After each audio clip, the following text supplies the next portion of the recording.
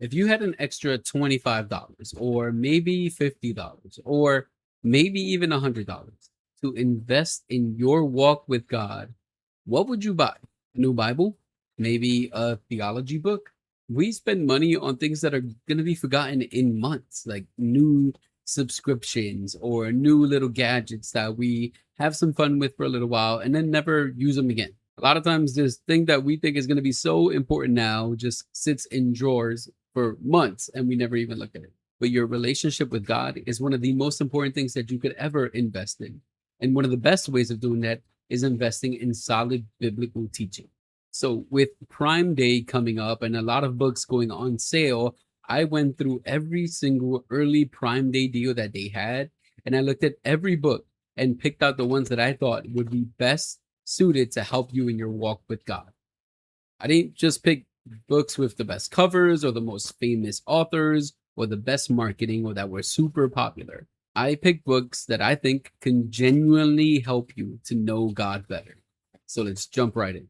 Before we talk books, I want to mention something that can completely change your reading life. I know it's really helped me a lot. And honestly, it's one of the best things that I have that helped me read, which is a tablet, specifically a Kindle. Don't get me wrong, I love physical books. I have a ton behind me, but it's so hard to beat that convenience of having so many books that you can travel with and you don't have to worry about filling up your backpack or them getting damaged or lost or any of these other things. I use mine constantly.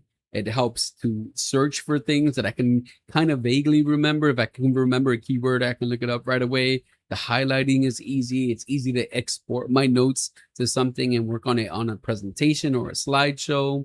And when I'm traveling, it's really convenient to have that one thing with tons of books on it and having to bring several books. Sometimes the only thing that's stopping us from reading is having that book with us, and the Kindle helps you out in that way. So I'll leave a link below if you're interested on checking that out. I know a lot of people are hesitant about reading because they say, where am I going to find the time? But honestly, this is where audiobooks come in handy the most. Tedious moments like your commute, your workouts, or just doing chores around the house can turn into moments that you're actually spending reading. In fact, some of my favorite Christian books that I've read have been audiobooks. So if you've been saying, I would love to read, I just don't have time to sit down, then Audible might be a way that works for you. Check it out using my link below. So let's go back to books. The first one I want to recommend is probably one of the most popular Christian books ever written, and it is Mere Christianity by C.S. Lewis. If you've never read C.S. Lewis, this is the place to start. And this book has helped countless people come to terms and understand the truths that Christianity teaches. So while there can probably be more emphasis on the cross, Lewis definitely does a great job tackling the reasoning behind things like absolute morality, the problem of evil, and being transformed into the image of God. One of the problems of modern Christianity isn't that we think too much of ourselves, but that we think too little about God. In this book, A.W. Tozer walks through the attributes of God in a way that really frames it in a practical way. His holiness, his wisdom, his sovereignty, all these things are covered in this book. So if you've ever wanted a bigger view of God and to really try and understand who he is and what he's like, this is the book you should get. The next book is Happy Lies by Melissa Doherty, and I have done an in-depth review of this book here on my channel, but this book is so helpful for being able to identify and track how new thought movements have influenced how many believers think about their walk with Christ. Things like manifesting and new thought spirituality are a huge threat to Christianity today, and this book helps you navigate that. The Case for Christ is an absolute classic. Whether you're a skeptic or a believer, this book looks at the evidence through a journalistic point of view. Lee Strobel was an investigative journalist who approached the claims of Christianity like if he was writing a story, and what he discovered changed his life. It is one of the most influential apologetics books ever written and remains a strong contender for #1 on this list. Another apologetics book that I would recommend is Evidence That Demands a Verdict. And you really want to think about this one as an entire apologetics library packed into one book. I'm talking about historical evidence, manuscript evidence, the reliability of scripture, all pointing to the resurrection of Jesus. If you're the type of person that enjoys digging into the evidence behind the claims, you're going to love this book. If you've ever been in a conversation about your faith and your mind suddenly goes blank and you forget everything you were about to say, then Tactics by Greg Koukl is the book for you. This book teaches people how to ask thoughtful questions and engage with people in a way that doesn't make you feel like you're up against the wall, always on the defense, always trying to defend your faith or having to play defense. It shows you how to go on offense. Now, this book isn't designed to tell you how to win arguments, but it's designed to tell you how to have real, meaningful conversations that gets people thinking. Every Christian should read this book. If you've ever wanted to study theology more deeply, but you've been kind of afraid, I understand that. Not everybody wants to jump into a giant theology book right off the bat. This is why Christian Beliefs by Wayne Grudem is so great, because he takes every major Christian belief and doctrine and presents it in a very simple and easy to understand way. It's theology, but it's also approachable. So if you're looking for a strong place to begin to dive deeper into theology, this is the book for you. Now, if you do want a giant theological textbook, you can't get any better than Systematic Theology by Wayne Grudem. For years, this book has been the most recommended systematic theology of the entire scriptures.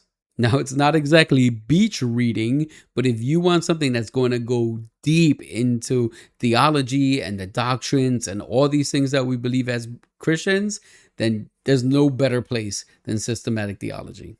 Concise Theology is a perfect middle ground. It's not as massive as Systematic Theology, and it's not as introductory as Christian Beliefs.